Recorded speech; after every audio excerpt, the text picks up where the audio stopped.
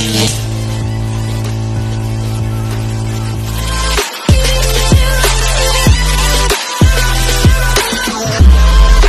sa magandang umaga sa inyo mga boses, at nandito tayo sa ating ginagawang bangka.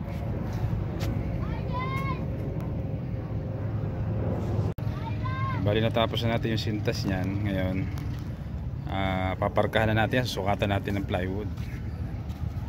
Bali kabiyak lang naman to. Ayan. Siguro bukas tapos na rin to.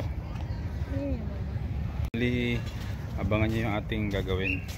Hindi ko naman may bibidyo ng detalyado, kaya pa-update na sa aking gagawin. Ayan, bali nakabitan natin ng parka na yan. Ayan. Pormahan natin ng parka, pero hindi pa nakapix yung plywood niyan. Ito isa na lang ito. Ayan. Ha? Magduduktong, process ang pitak doon. Kapos ang plywood eh. Kasi yung pinagputulan, makitid na, hindi kaya yung lapad. Ayan mga kabrosis, at natapos na nating ilapat yung plywood. Ayan. Ayan, buo na yung sintas niya, oh. Tapos nagawan ko na rin ng mga tabla sa loob. Ayan, mga tabla na yan.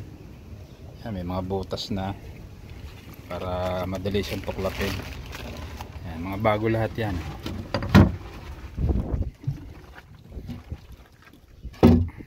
Bago lahat yan mga kabrosis. Dito sa may huli naman, isa lang yun na bago. Ayan. Ito lang.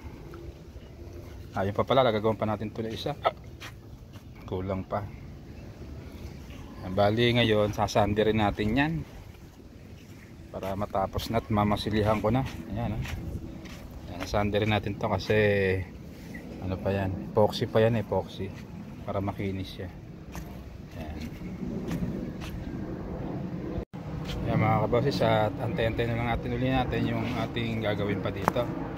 At i-update ko na lang kayo, hindi nga tayo makapag-video kasi wala na tayong tripod, nasira. Ayan, kaya yun, mamaya na lang uli. Bali natapos na nating gawin yung bangka, may masilya na rin. Ayan. Ayan yung bangka, may masilya na. Finish na ating ginawa. Ayan. Bago sintas.